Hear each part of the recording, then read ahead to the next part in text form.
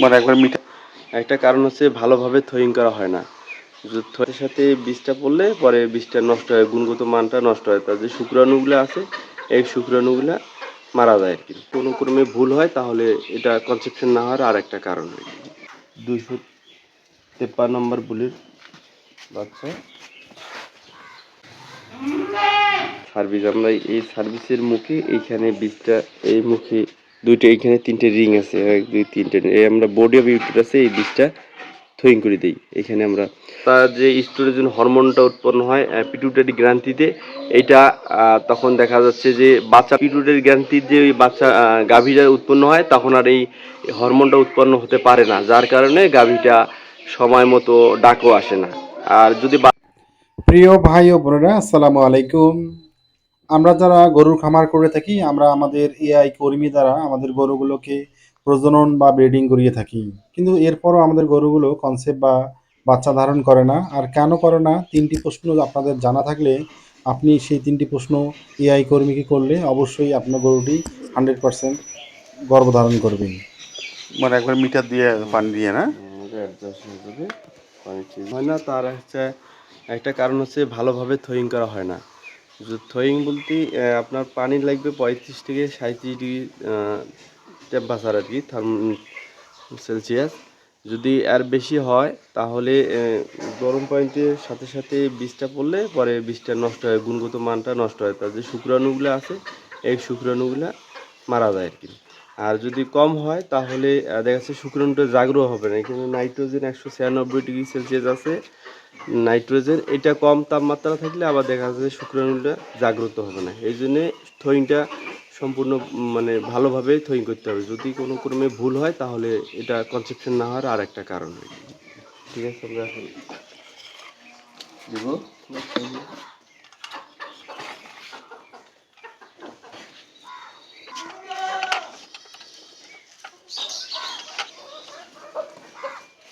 আমরা দেবো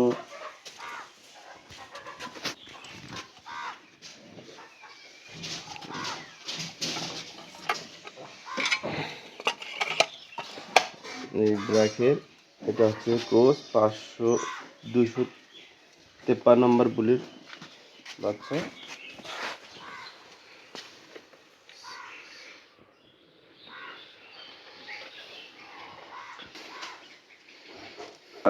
এই তাপমাত্রাতে 12 থেকে 15 সেকেন্ড আমরা থ্রোয়িং করে নিলাম। তখন আমরা এই গানের মধ্যে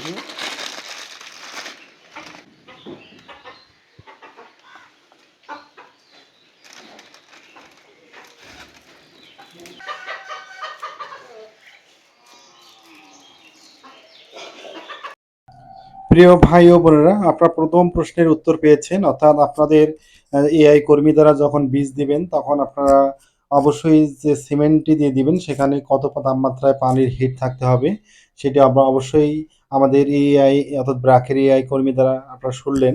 অবশ্যই আপনারা গরুকে প্রজনন করার পরে পূর্বে এই পদ্ধতিটি অবলম্বন করবেন। এই সার্ভিস এটা জ্বরে এখনগুলো কনকনে হয়ে থাকে, শক্ত হয়ে থাকবে। আর যদি ডাক না আসে পরিপূর্ণতে নর্মাল এটা ভুড়ির মতো নর্মাল তেলতেলা থাকবে। আর এই দেখতেছেন এটা হচ্ছে সার্ভিস। আমরা এই সার্ভিসের মুখে এইখানে বীজটা, এই মুখে দুইটা, এইখানে তিনটে রিং আছে, 1 2 3টে, এই আমরা বডি অফ ইউটেরাসে এই বীজটা থ্রোয়িং করে দিই। এখানে আমরা ড্র করে দিই। এই দেখতেছেন এইখানে আছে ওভারি, এই ছোটো টার্কির মাথার মধ্যে ছোটো গোল্ডের মধ্যে দেখতেছেন এটা হচ্ছে ওভারি, এরকম ডিম্বাণু আছে এই দেখতেছেন আপনার। এটা হচ্ছে সিএল, এটা হচ্ছে ফলিকুল। এই ফলিকুল ডিম্বাণুগুলো 21 দিন পর পরে এই একটার পর একটা বড় হতে, স্টেপ বাই স্টেপ বড় হতে থাকে। একটা ওভুলেশন হলো, একটা ডিম্বাণু আসলো, আবার 21 দিন পরে আর একটা ডিম্বাণু আরও মানে গরুটা কনসেপ্ট হইলো, না হলে 21 দিন পরে আসবে। আর যদি কনসেপ্ট হয়ে যায় তখন এই সিএল, এই কর্পাস লুটিয়াম এই জায়গাটা সম্পূর্ণ দখল করে নেয়, পরে আর ডিম্বাণু উৎপন্ন হয় না। মানে কত ঘন্টা পরে দিবে এই বীজটা, এই বিষয়টা নিয়ে? এটা হচ্ছে একটা গরুর ডাক আসলে 12 থেকে 18 ঘন্টার মধ্যে আমাদেরকে বীজ দেওয়ার নিয়ম। সেটা হচ্ছে অনেক বকনা গরুগুলো আছে যেগুলো কোনোবার বাচ্চা দেয় নাই, হয়তোবা সেগুলো স্টোরেজের হরমোন বেশি থাকার কারণে দেখা যাচ্ছে 24 ঘন্টা পর্যন্ত ডাক থাকে। আর ছাগলের ক্ষেত্রে দেখা যাচ্ছে ছাগল এটা আছে 30 ঘন্টা পর্যন্ত ডাক, অর্থাৎ ডাক আসার 30 ঘন্টা পরে ছাগলকে বীজ দেওয়া হয়। রাজশাহী ইউনিভার্সিটি গবাদি পশু জাত উন্নয়ন নিয়ে কৃত্রিম প্রজননের উপরে ট্রেনিং করেছি। তো আমি আসার 3 মাস হলো। আমি ইতিপূর্বেই 135টি স্ট্র তার বীজ গরুকে দিয়েছি, তার মধ্যে আমার কনসেপশন হয়ে রয়েছে 85টা। আমি এটা তথ্য সংগ্রহ করি এবং গরুগুলো কনসেপ্ট হলো কি হলো না 3 মাস পর পর আমরা ব্র্যাক থেকে যে এটা চেক করে দেওয়া হয়। আর আমরা ব্র্যাক মূলত হিটে আসে না, গরুর সুষম খাবার যে দানাদার খাবার এগুলো আমরা পর্যাপ্ত পরিমাণ খাওয়াই না, কৃমি ডোজ করাই না। গরুগুলোকে আমরা যে বডি কন্ডিশন, এই বডি কন্ডিশন ভালো থাকে না, যার কারণে কনসেপশন হয় না। অনেকগুলো কারণ আছে, কাঁচা ঘাস না খাওয়ার কারণে গরু কনসেপশন হয় না। বিশেষ করে যে এডিইর অভাবে গরু কনসেপশন হয় না। অনেক গরু আছে যে মায়ের দুধ বাচ্চা হওয়ার পরে মায়ের দুধ নিজে নিজে খায় আর কি। দেখা যাচ্ছে একটা বাচ্চা 3 মাসের মধ্যে বাচ্চা থেকে আলাদা করা, মা থেকে আলাদা করা লাগে। দেখা যাচ্ছে ও 9 মাস 10 মাস বয়স হয়েছে তারপরে মায়ের দুধ খাচ্ছে। ওর যে পর্যাপ্ত পরিমাণ যে শরীরের মধ্যে যে ক্যালসিয়াম মিনারেল এইটা হচ্ছে ওর বাচ্চারা দুধটা খেয়ে নিচ্ছে, যার কারণে গরুটা আর হিটে আসতেছে না। এটা হচ্ছে অন্য অন্য দেশে বাচ্চাগুলো যখন হয় তখন ওর মা থেকে আলাদা করে। আলাদা করার কারণ হচ্ছে বাচ্চাটা যখন ওর বাচ্চা কাছে থাকে না তখন আর ইস্ট্রোজেন, মাতার যে ইস্ট্রোজেন হরমোনটা উৎপন্ন হয় পিটুইটারি গ্রন্থিতে, এইটা তখন দেখা যাচ্ছে যে বাচ্চাটা কাছে থাকলে ওর বাচ্চার প্রতি সবসময় মায়া থাকে। ওর সবসময় বাচ্চার কথা চিন্তা করে যে আমার বাচ্চারা কোথায়, এইরকম চিন্তা করে। এরকম যখন ওইভাবে চিন্তা করেন তখন এই ইস্ট্রোজেন হরমোনটা অর্থাৎ পিটুইটারি গ্রন্থির যে ওই বাচ্চা গাভীটা উৎপন্ন হয় তখন আর এই হরমোনটা উৎপন্ন হতে পারে না, যার কারণে গাভীটা সময় মতো ডাকও আসে না। আর যদি বাচ্চাটা আমরা আলাদা করে রাখি দেই তাহলে ওর বাচ্চারা চিন্তা করবে না, এইভাবে ও স্বাভাবিকভাবে আগের পজিশনে চলে আসবে।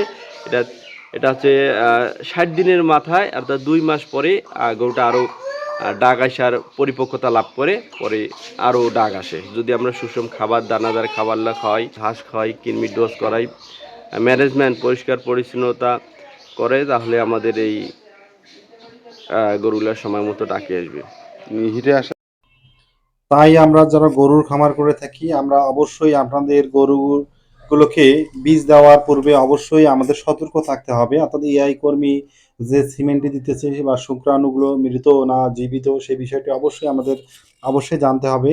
এর পরবর্তীতে তিনি অর্থাৎ তার যে গানে যে অর্থাৎ বীজটি প্রবেশ করিয়েছিল সেটি অবশ্যই 2 মিনিটের মধ্যে যাতে আমাদের গরুটিকে দেওয়া হয়ে থাকে সেই বিষয়টিকে আমাদেরকে অবশ্যই কনফার্ম করতে হবে। এবং তার পাশাপাশি আমাদের গরুগুলো হিটে আসার পরে কয়েক ঘন্টা পরে আমরা ব্রিডিং বা প্রজনন করাচ্ছি সে বিষয়টি আমাদের অবশ্যই মনে রাখতে হবে। অর্থাৎ এই 3টি বিষয় যদি আপনারা মনে রাখতে পারেন বা আপনারা এই 3টি বিষয়ে যদি লক্ষ্য করে আপনি আপনার খামারে গরুকে বীজ প্রদান করে থাকেন তাহলে ইনশাআল্লাহ আপনার গরুটি 100% বাচ্চা ধারণ করবে। আমরা 100% নিশ্চয়তা দিচ্ছি। আপনার 500 পার হবে, প্রায় 4 বছরের কাছাকাছি। 3 বছর। 3 বছর হচ্ছে কি ওই ও হচ্ছে 2.5 থেকে 3 বছরের হইতে পরিপক্কতা লাগে দেশি গরু আর কি।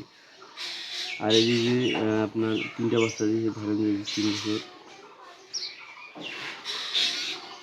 কয় দাঁত হচ্ছে? এটা জুয়ান।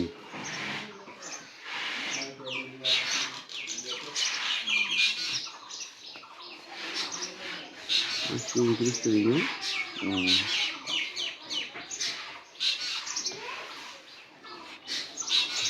এটাকে ওটা যদি কনসেপ্ট না করে তাহলে মানে কি সিস্টের জন্য আলাদা ট্রিটমেন্ট করে লাগবে নাকি? ওদের ট্রিটমেন্ট করে নিবি।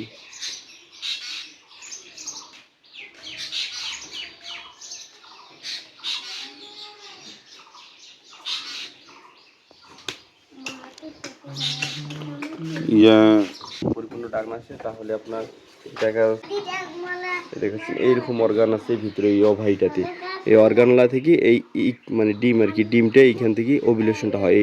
এই ওভিলেশনটা আসবে, আবার শুক্রাণুগুলা এই ডিম্বাণুর সাথে যখন ম্যাচিউর হয়ে যাবে অর্থাৎ নিষিদ্ধকরণ হবে তখনই জাইগোট হবে, তখনই ভ্রূণ হবে, তখনই বাচ্চা হবে। এইখান থেকে স্মার্ট জংশনে আসে, এখানে দুইটা জিনিসে মিলন হয়, একত্রিত হয়, সেই স্থানটার নাম হচ্ছে স্মার্ট জংশন। এলিফ্যান্ট টিভির মাধ্যমে আসে আচ্ছা। এই ডিম্বাণুত কনসেপশন। তো আলহামদুলিল্লাহ আমি ব্রাক থেকে ডিমলা ইউনিয়নে নিয়োগ পাইছি। ডিমলা ইউনিয়ন থেকে ব্রাকের এআইএসপি আমি ছাগলকে আমি এআই করাই। ব্রাকের কৃত্রিম প্রজনন ছাগল, গরু, মহিষ অর্থাৎ তিনটা প্রাণীকে আমরা ব্রাক থেকে ইনসেমিনেশন করাচ্ছি। তোর মোবাইল নাম্বারটা?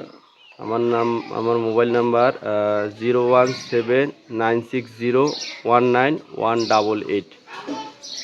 ওকে, ধন্যবাদ।